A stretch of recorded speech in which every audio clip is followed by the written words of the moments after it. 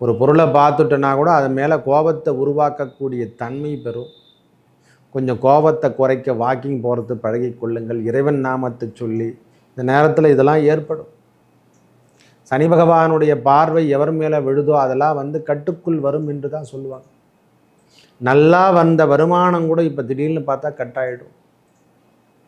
நல்லா வந்துனே இருக்க ஐயா, திடீர்னு பார்த்தோன்னா இப்போ ஒன் பை ஒன்றா அவங்களே வானா எனக்கு தேவையில்லை, நீங்கள் பார்த்துங்க, வேறு இடம் பார்த்துங்க அப்படின்ற மாதிரி கொடுக்குறவர் கூட நம்மளை கட் பண்ணி வெளியே வரப்பார்.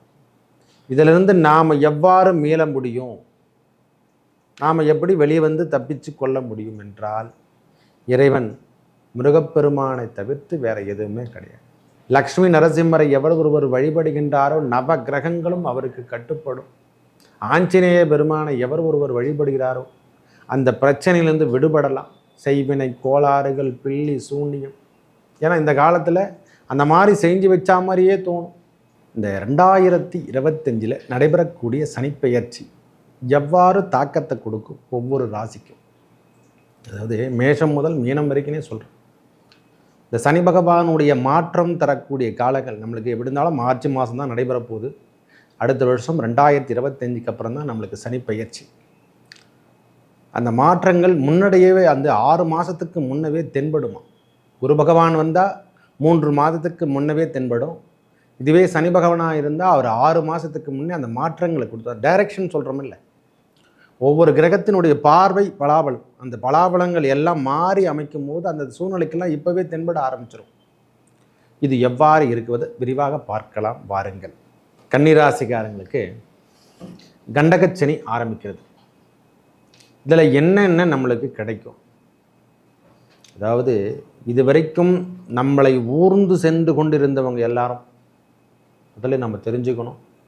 இது வரைக்கும் நம்மளை கைப்புள்ளையாக நினச்சி எல்லாருமே நம்மளை ஏமாற்றிட்டு, சுற்று வட்டாரத்தில் இருக்கவங்க மொத்த பேரும் ஏமாற்றிட்டு இருந்தாங்க பாருங்கள். நம்மளை ஒரு ஆதாயமாக வச்சு எவ்வளோ சாப்பிட முடியுமோ சாப்பிட்டவங்க அனைவருக்கும் இருந்த இடம் தெரியாமல் ஓடக்கூடிய காலமாக இந்த காலம் இருக்கப்பெறும். முதல்ல நம்மளை அந்த அளவுக்கு ஆப்ரேட் பண்ண ஆரம்பிச்சிருவார். தன்னுடைய பாகத்தில் உடலில் ஒட்டிருந்த மொத்த பேருமே ஒட்டுண்ணியாக வாழ்ந்தவங்க எல்லாம் இடம் தெரியாமல் ஓடக்கூடிய காலமாக இருக்கப்பெறும். மெயினான விஷயம், இது வரைக்கும் பார்ட்னர்ஷிப்காரங்க நிறைய பேர் இருந்தாங்கன்னா அதில் ஏமாற்றத்துலேருந்து அவங்க உருவத்தெல்லாம் நீங்கள் கண்டுபிடிச்சி எதில் தவறு நடந்திருக்கிறது, நம்ம பிஸ்னஸில் என்னென்ன தவறு செய்து விட்டோம், நாம் என்னென்ன தவறு செய்யாமல் இருந்து விட்டுட்டோம், நம்ம கண்டுக்காத விட்டுட்டோமே, ஒரு நம்பிக்கை என்ற பேரில் அல்லவா நாம் விட்டோம். நம்ம பிஸ்னஸை தலைகீழ திருப்பிட்டாங்களே, நம்மளை ஒரு மரியாதையாக இல்லாமல் பண்ணிட்டாங்களே, எல்லாரையும் ஓட வைக்கின்ற காலமாக இந்த காலத்தை கொடுக்க ஆரம்பிச்சிருவார். நம்ம இந்த 6 மாத காலம் சனி பயிற்சி நடப்பதுக்கு முன்னவே எல்லா விதமான ஆப்ரேட்டிங்கும் நம்மளுக்கு நடந்துடும். கடன் பிரச்சனை, இதிலேருந்து நாம் என்னென்ன விடுபட்டால் எதை செய்தால் நாம் அதிலேருந்து விடுபடலாம், நாம் எந்த லெவலில் இருக்கிறோம் முதல்ல அதை தெரிஞ்சுக்குவார். இருக்கும் இடத்தை விட்டு முதல்ல வெளியேற்றத்துக்கு என்னென்ன ப்ரோக்ராம், நாம் சொந்த ஊரில் இருந்தாலோ சொந்த பிஸ்னஸ் பண்ணியிருந்தாலோ அதிலேருந்து விடுபட்டு வேறு பிஸ்னஸ் பண்ணுறதுக்கோ அல்லது வெளியூர் போகிறதுக்கான ப்ரோக்ராம் பண்ண ஆரம்பிச்சிடுவார். இது வரைக்கும் தவறான விஷயத்தில் நாம் எதனா பிரச்சனையில் மாட்டிகிட்டு இருந்தாரோ, ரொம்ப நாளாக எனக்கு நோய் நொடி இருக்குதுன்னா அந்த நோய் நொடியை விலகுவதற்கான காலமாக இந்த காலம் இருக்கும். என்னென்ன நடக்குன்னா இதான் நடக்கும். நோய் நொடி ரொம்ப படித்துட்டு ரொம்ப நாளாக ஹாஸ்பிட்டலுங்க கையமாக சொத்தின்னு இருக்குன்னா இந்த நோய் நொடிகளை விலக்குவது அவருடைய பார்வையால் நோய் நொடி விலகிறதுக்கான காலம் வந்துட்டுருக்கு. அதான் தோஷங்கள் விலகும் என்று சொல்கிறோம் இல்லை, அந்த தோஷம் எல்லாம் இப்போ தான் விலக ஆரம்பிக்க போகுது. நம்மளுக்கான படிப்படியாக மாற்றங்கள் தெரிய வல்லவ. இது மாதிரி எப்பவுமே கிடைக்கலங்க. எனக்கான தோஷம் எல்லாம் இத்தனை நாளாக தெரியாத போச்சு, பாக பிரிவினை என்று சொல்கிறோம் இல்லை, இதெல்லாம் ஏற்படுத்துவாங்க. இப்போ எனக்கான பாகத்தை கொடுத்துருங்க, நான் வாழ்க்கையை வாழ ஆரம்பிச்சிடுறேன், என்னை விடுங்க, நான் வெளியூரில் போய் நான் பிழைச்சிக்கிறேன். வெளியூர் வெளிநாடு என்று சொல்லக்கூடிய ப்ரோக்ராம்லாம் இனிமேல் ஸ்டார்ட் ஆகிடும். கன்னிராசிக்காரங்க ரொம்ப நாளாக நாம் எதிர்பார்த்திருந்த வேலை வாய்ப்புகள் தேடி வரப்போகுது. இது வரைக்கும் வேலையே செய்யாமல் இருந்திருந்தவங்கெல்லாம் இனிமேல் வேலை செய்ய ஆரம்பிச்சிருவாங்க. கன்னிராசிக்காரங்க வேலையே இல்லாமல் முதலாளித்துவமாக இருந்தவங்க ஏன் இதை மாதிரி ஆயிடுச்சு, நம்ம வேலை செய்யாமல் போனதால தானே. நாம் பார்க்கின்ற பாழ், அதாவது பார்க்கின்ற பொருள் பாழ் என்றல்லவா கொடுத்துருக்கான். நாம் பார்க்காம விட்டுட்டா அந்த பொருள் பாழ் அல்லவா. இனிமேல் பார்க்க ஆரம்பிச்சிடும். நம்மளுக்குன்னு ஒரு தனிப்பட்ட முறையில் ஒரு அங்கீகாரத்தை பெறணும். நாம் ஏன் அங்கீகாரம் பெறாமல் விட்டுட்டோம்? இதெல்லாம் நாம் செயல்படுத்த போகிறோம். இந்த 6 மாத காலத்துக்குள்ளே அதெல்லாம் ஏற்படுத்தி செய்ய ஆரம்பிச்சிருவார். ஏன்னா குரு பகவான் வந்தாவே ஒரு 3 மாதத்துக்கு முன்னே அந்த பெயர்ச்சி நடக்கிறதுக்கு முன்னவே அந்த ஆப்ரேட்டிங் நடக்கும். இது 6 மாத காலத்துக்கு முன்னே அந்த ஆப்ரேட்டிங் நடக்க ஆரம்பிச்சிடும். ஏன்னா அந்த காலம் உகந்த காலமாக வரப்போகுது. அவர் ஆளுமை பெறணும். காலபுருஷ தத்துவத்துக்கு 12ஆம் இடத்துக்கு வரார் அல்லவா? உங்களுக்கான மாறுதல் தரக்கூடிய வாழ்க்கை தத்துவத்தை கொடுக்க போகிறார். ஐயா, நான் இறைப்பற்றே இல்லாமல் இருந்திருக்கிறேன் அப்படின்றவங்களுக்கு இறை ஞானத்தை போதிக்கின்ற காலமாக இந்த காலம் இருக்கப்பெறும். இறைவனே கதி என்று போகிறீங்க. இறையே இல்லைங்க, சுவாமி இல்லைன்னு சொல்கிறவங்க கூட, அதெல்லாம் ஒன்றுமே கிடையாது அப்படின்றவங்க கூட, இனிமேல் இறைவன் கண்டிப்பாக இருக்கிறார். தாய் தந்தையருக்கு உடல்நலத்தில் சற்று கவனத்தை எடுத்துக்கணும். இந்த நேரத்தில் உற்றார் உறவினிடத்தில் கவனம் தேவை. நம்ம கூட பிறந்தவங்க மேலே கவனத்தை வச்சுக்கணும். அவங்க இடத்துலாம் இப்போ பகை பெறக்கூடிய காலமாக ஏற்படும். இது வரைக்கும் ஒற்றுமையாக தாங்க இருந்தேன். அண்ணன் தம்பிங்களாம் நாங்கள் ஊரில் பார்த்தாவே சொல்லுவாங்க, அவ்வளோ ஒற்றுமையாக இருந்தோம். திரும்பவும் பார்த்தா இப்போ வீட்டில் ஒரு விரிசல் ஆரம்பிச்சிச்சு. ஒன்று நம்ம மனைவியும் சொல்லுவாங்க, நம்ம வீட்டில் இருக்கிறவங்களோ அவங்க வீட்டில் இருக்கிற மனைவியோ நம்மளை சொல்லுவாங்க, இங்கே வேணாங்க, நம்ம விட்டுட்டு வெளியே போயிடலாம், சொத்தை பிரித்து விற்றுடலாம், இல்லைன்னா அவருக்காவது கொடுத்துருங்க, இல்லை நாமளாவது எடுத்துக்கலாம் அப்படின்ற ஒரு எண்ணம் எல்லாம் உருவாக ஆரம்பிச்சிடும்.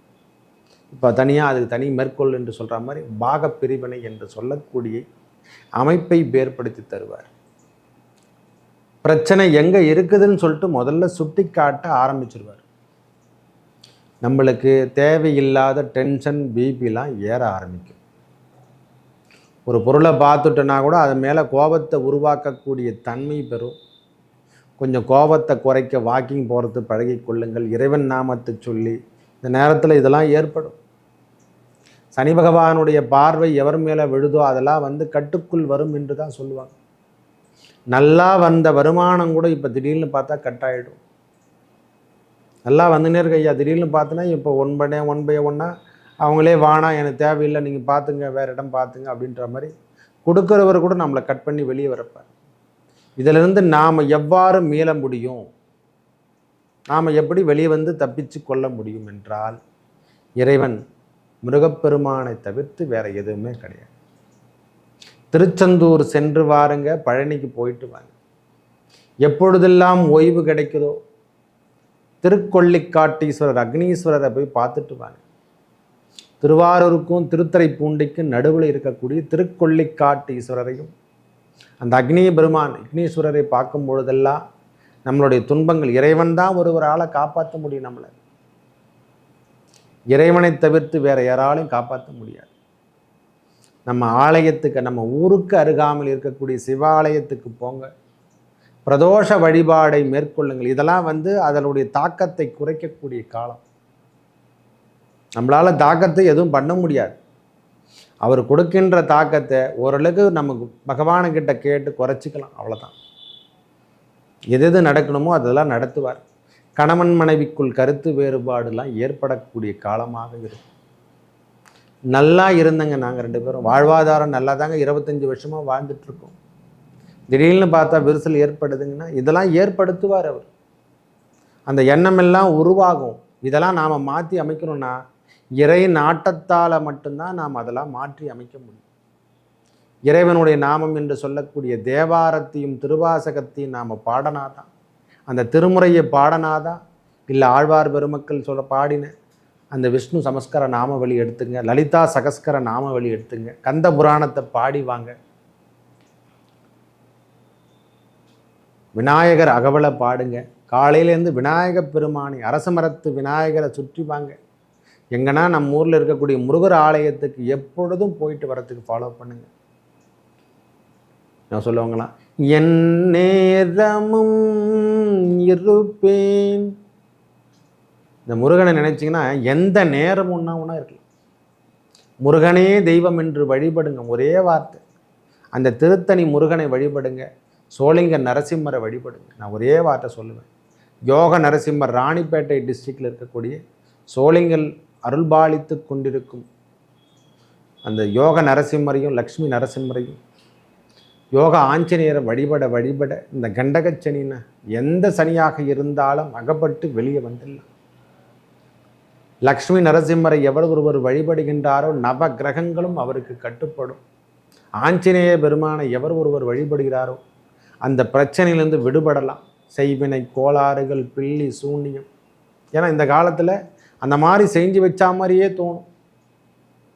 எதுவும் கிடையாது. நாம் செய்த வினை தான் நம்மளுக்கு பிற்காலத்தில் வந்து நிற்கிறது. நாம் என்ன தவறான விஷயங்களை செய்கிறோமோ அது பிற்காலத்தில் நம்மளுக்கு செய்த வினையாக வந்து மாட்டிக்கொள்ளும். அவையெல்லாம் நம்மளால் மாற்ற முடியாது. இதுதான் உண்மை.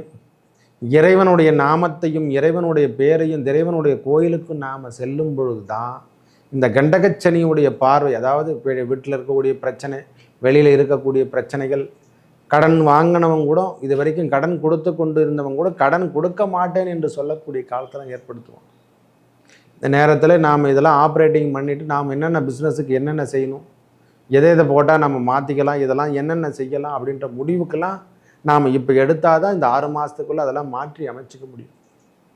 எவ்வாறு நாம் தொழிலில் முன்னுக்கு வர முடியும், இந்த தடையெல்லாம் உடைக்கிறதுக்கு எவ்வாறு நாம் பயில் பண்ணணும், உடல் உபாதையை நாம் எப்படி மாற்றிக்கணும், மருத்துவ செலவினங்கள் இல்லாமல் நாம் எப்படி கட்டுக்குள்ள வரணும். அதுக்காக தான் அந்த மலை மேலே கோவிலெல்லாம் வச்சாங்க அந்த காலத்தில். அவங்க ஏறுகின்ற பயிற்சியின் மூலயமாக உடலில் ஏற்படக்கூடிய பிபி சுகர் எல்லாமே அந்த அழுத்தெல்லாம் குறைக்கும். அந்த மூலிகை இருக்கக்கூடிய இடத்துல தான் அந்த மலையெல்லாம் கோயில் எத்துமே வச்சாங்களே. ஒன்றும் சாதாரணம். திருத்தணிகை பாருங்கள், பழமுதிர் சோலையை பாருங்கள், எல்லாமே அந்த மலையில் தான். பழனியை பாருங்கள், ஏழுமலையான் வெங்கடாஜலபதி பாருங்கள். ஏன் மலையில் ஏற்றுமையா? மக்கள் அந்த இறை நினைப்போடவும் அந்த கால்வழியோடவும் நடந்து செல்லும் பொழுதெல்லாம் அந்த இருக்கக்கூடிய சூழ்நிலையில் அந்த இயற்கை மூலிகையால் அந்த நோய்வாய்ப்படுவது என்பது தவிர்த்து கொள்ளலாம். அந்த காலத்தில் மருந்துலாம் கிடையாது. இப்போ தான் மெடிசன்லாம் வந்துடுச்சு. எல்லாமே சர்ஜரி பண்ணுறது கொள்வது எல்லாமே வந்துடுச்சு. அப்போ எதுவும் கிடையாது. அப்போ இல்லாமலும் அவ்வளோ நாட்கள் வாழ்ந்து கொண்டிருந்தார்கள். உடற்பயிற்சி, கழிவான உடல் உழைப்பு இதெல்லாம் நம்ம கொடுத்தால் எந்த தொந்தரவு, நோயற்ற வாழ்வே குறைவற்ற செல்வம். நாம் ஏன் இதை பேசுகிறோன்னா, இந்த பிரச்சனையெல்லாம் வரப்போகுது. இதிலிருந்து நாம் தடுத்து வரணும். கையில் சர்ஜரி, இந்த மாதிரி பிரச்சனை, கைகால்களில் அதாவது இரவு நேர பயணத்தை தவிர்த்து கொள்ளுங்கள். இந்த நேரத்தில் கண் பிரச்சனைலாம் ஏற்படும். இதெல்லாம் பார்த்துக்கணும். தலைபாகத்தை ஒழுங்காக பார்த்துக்கணும். கைகால்களில் வேலை செய்யும் போது தேவையில்லாத டென்ஷன்லாம் இருக்கக்கூடாது. வண்டி ஓட்டும் போதெல்லாம் இதெல்லாம் நாம் பார்த்து கொண்டால் எந்த தொந்தரவும் நம்மளுக்கு நிகழாது. கையில் அடிபடுறது, காலில் அடிபடுறது இதெல்லாம் வந்து இந்த கண்டகச்சனி காலத்தில் ஏற்படக்கூடிய ஸ்டார்டிங் சின்ன சின்ன உபாதைகள்லாம் வரும். இதெல்லாம் நாம் தவிர்த்து வரணும். அதையும் கடந்து வந்தால் தான் வரும். அந்த இறைவன் நாமத்தை சொல்லும் பொழுது அவையெல்லாம் குறைந்து வரும். நம்மளுக்கு தேவையில்லாத பழக்கங்கள், கடின பழக்கங்கள்னு சொல்கிற மாதிரி இந்த மது, மாமிசம் இதெல்லாம் வந்து தேவையில்லாத விஷயங்களை இந்த நேரத்தில் தவிர்த்து கொண்டாலே போதுமானது. ஏன்னா இதயம் சார்ந்த விஷயத்துலையும் பிரச்சனை கொடுக்கும், கிட்னி சார்ந்த விஷயத்தில் பிரச்சனை கொடுக்கும், வயிறு சார்ந்த விஷயத்தில் பிரச்சனை கொடுக்கும். இவையெல்லாம் நாம் இந்த நேரத்தில் இதெல்லாம் விட்டுட்டு இறைவனுடைய ஐயப்பனுடைய நாமத்தை சொல்லும் பொழுது, சபரிமலைக்கு போய் வர்றதுக்கு, சாஸ்தா அந்த தர்மசாஸ்தாவை வணங்கி வர்றதுக்கெல்லாம் இந்த கண்டகச்சனி காலம் எல்லாம் பெரிய பெரிய மாற்றங்களை ஏற்படுத்தி தரும்.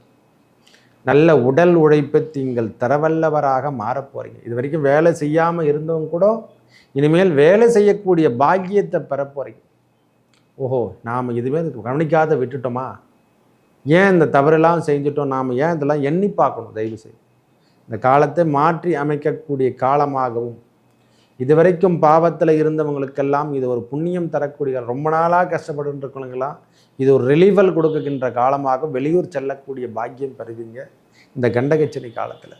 ஐயா நல்ல வருமானமும் தரும், அதையும் சொல்லியிருக்கோம். இப்போவே ஆரம்பிச்சுட்ருக்கோம். வருமானத்தையும் கொடுக்கும், ஒரு தைரியம், தன்னம்பிக்கையெல்லாம், சுறுசுறுப்பான ஒரு கொள்கையெல்லாம் மாற்றிட்டுருக்கோம்.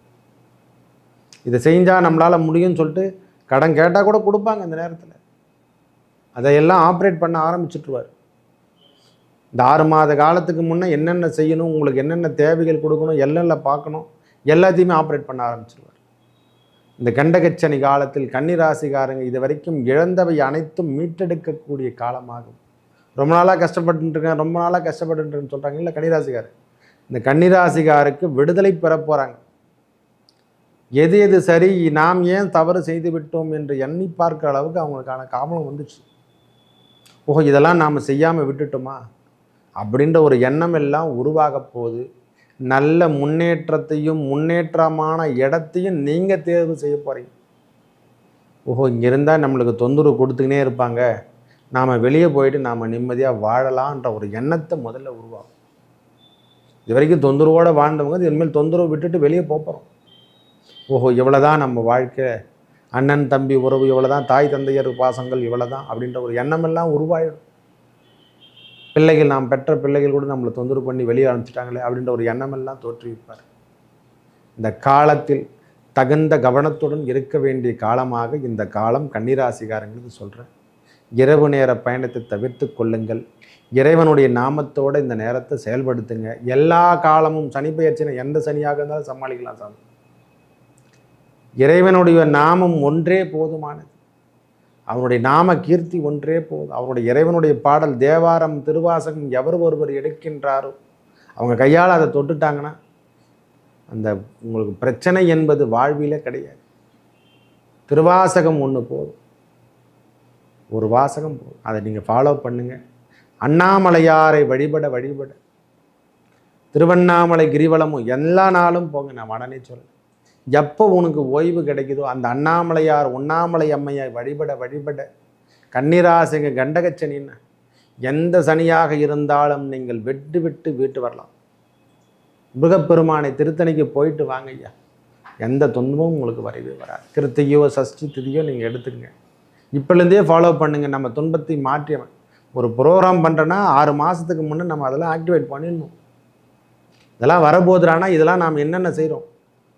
மருந்து திரும்பல ஜுரம் வந்தால் உடனே மாத்திரை மருந்து சாப்பிட்றோம் அல்லவா? இதெல்லாம் நாம் ஃபாலோ பண்ண இவையெல்லாம் தடைந்து போனது கிடையாது. போய் வந்ததாக சரித்திரமே இருக்காது, அந்த தடையுமே காணப்படாது. நல்லதே நடக்கும். நன்றி, வணக்கம்.